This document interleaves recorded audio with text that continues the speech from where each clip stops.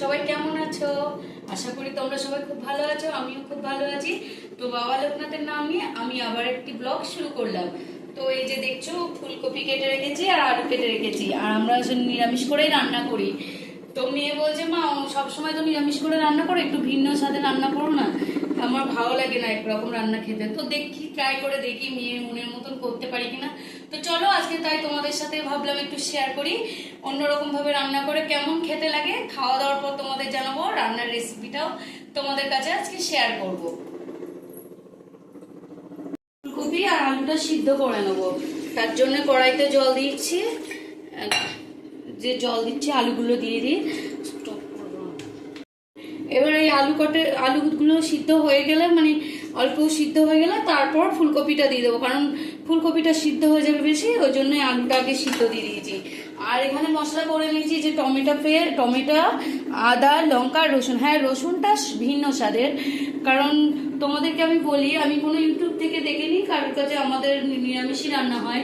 তো রসুনটা শিখেছি আমি একবার ব্যাঙ্গালোর গেছিলাম, ওখানে ব্যাঙ্গালোরে এক হোটেলে গিয়েছিলাম। তো ফুলকপি আলুর তরকারিটা খুব সুন্দর হয়েছিল। তো ওদের কাছে জিজ্ঞাসা করেছিলাম, ভাই কিভাবে রান্না হয়, এত সুন্দর টেস্ট? তো বলেছিল আমাদের এখানে ফুলকপিতে পেঁয়াজ রসুন দেওয়া হয়।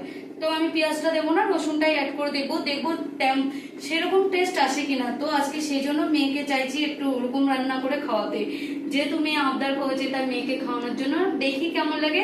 তো চলো, খেয়ে যদি ভালো লাগে তোমাদের সাথে শেয়ার করবো, বন্ধুরা পাশে থেকো। হয়ে গেছে অল্প, এবার আমি ফুলকপিগুলো দিয়ে দেবো জলের মধ্যে দিয়ে একটু কতক্ষণ, ওই 5 মিনিট মতন, বেশি সিদ্ধ করবো না, কারণ বেশি সিদ্ধ হয়ে গেলে ফুলকপিগুলো ভাজতে পারবো না। সেজন্য অল্প একটু নাড়িয়ে, মানে একটু সিদ্ধ, সামান্য অল্প সিদ্ধ করে নেবো, তারপরে নামিয়ে দেবো। তো চলো সিদ্ধ হয়ে যাক, তারপরে রান্না করার সময় আবার আসছি। ঠিক আছে, আর এই যে ফুলকপিও সিদ্ধ হয়ে গেছে, এবার আমি এটা জল ঝরাতে দিয়ে দেবো। জল ঝরাতে দিয়ে দিয়েছি, আর এখানে কড়াইতে তেল দিয়ে দিয়েছি, দিয়ে গ্যাসটা ধরিয়ে নিই। ফুলকপি আর আলুগুলো ভেজে নেব। তো তেলটা গরম হোক, তারপরে ফুলকপি, এখন তেল গরম হয়নি, তেল ঠান্ডা আছে। আলুগুলো ছেড়ে দিচ্ছি, আলুগুলো ভেজে নেব। তারপর আলুগুলো ভাজা হয়ে গেলে ফুলকপিগুলো ভাজা করে নেব। দেখুন আলুগুলো ভেজে নিই।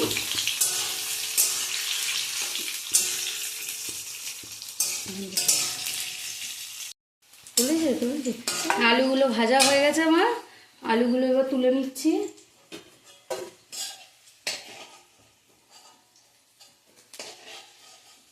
আর আমি সামান্য আলু ভাজার সাথে সামান্য, মানে খুব অল্প পরিমাণ হলুদ অ্যাড করেছিলাম।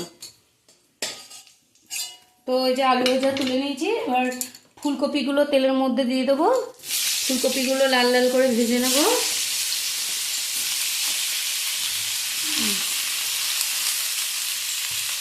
ফুলকপিগুলো দিয়ে দিচ্ছি, দিয়ে ফুলকপিগুলো ভাজা হোক, তারপর আবার ফিরে আসছি তোমাদের কাছে।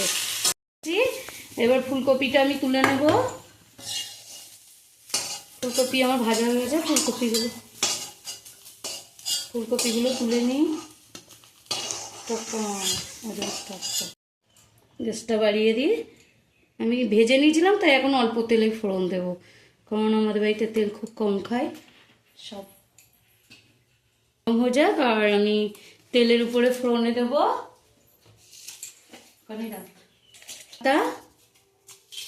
আর অল্প সামান্য 5 ফোড়ন। তো তেলটা গরম হয়ে গেছে, আর এই যে এখানে দেখছো, এই যে এখানে মশলা বেটে রেখেছি। আমি টমেটোটা পেস্ট করে রেখেছি যাতে তরকারিটা লাল লাল হয়। টমেটো, জিরের গুঁড়ো, আদা, রসুন, লঙ্কা এখানে পেস্ট করে রাখা। তো এই মশলাটা আমি তেলের উপরে ছেড়ে দেবো। আমি এখানে তেলের উপরে মশলাটা ছেড়ে দিলাম, গ্যাসটা কমিয়ে দিলাম, মশলাটা ভাজতে দেবো। আর এখানে আমি দিয়ে দেব হলুদ, দেব পরিমাণ মতন লবণ, যে লবণটা দিয়ে দিলাম, দিয়ে এই যে গ্রেভিটা দিয়েছিলাম ফুটে উঠেছে। তো এর মধ্যে আমি দিয়ে দেবো আলু, ভেজে রাখা আলু আর ফুলকপি। তো এটা দিয়ে আমি কষাবো, একটা কষাতে দেবো, দিয়ে আমি ঢাকা দিয়ে রেখে দেবো। আস্তে আস্তে আস্তে আস্তে কষা হয়ে গেলে এখান থেকে তেল ছেড়ে দেবে। তারপরে তেল ছেড়ে দিলে ভাজা ভাজা হয়ে গেলে যখন মশলাটা পুরো শুকিয়ে আসবে তখন আমি জল দিয়ে দেবো। তো তোমরা দেখো কীভাবে রান্না করি। তো এই যে আমি এখানে ঢাকাটা দিয়ে দিলাম। তো চলো ফিরে আসছি সব শেষে। তো দেখো জল শুকিয়ে গেছে আর এরকম পুরো কষা হয়ে গেছে। এবার এখানে জল দিয়ে দেবো। আমি অল্প পরিমাণেই জল দেবো, কারণ এটা সিদ্ধ করা হয়েছিল, ভাজা করেছি, কষানো হয়েছে সব ইয়েতেই। দেখুন এই দেখো ডাটাগুলো দেখো সিদ্ধ হয়ে গেছে, এই দেখো সব সিদ্ধ হয়ে গেছে। তাই সামান্য পরিমাণ জল দিলেই হয়ে যাবে, বেশি জল দিলে এটা গলে যাবে। তো চলো জল দিয়ে দিই, নাহলে কড়াইটা তলা লেগে যাচ্ছে। তো অল্প পরিমাণে আমি জল দেবো, দিয়ে ফুটে উঠলে সামান্য গরম মশলা দিয়ে এটা নামিয়ে দেবো। দেখো কালারটা কত সুন্দর এসেছে, লাল লাল এসেছে। আমার মেয়ে এরকম কালার তরকারি আসলে ও খুব পছন্দ করে খেতে। ও দেখো কত সুন্দর কালারটা এসেছে, তোমরাই বলো কেমন হয়েছে কালারটা। তো চলো গরম মশলা দিয়ে তরকারি নামিয়ে নিয়ে তোমাদের সাথে শেয়ার করছি।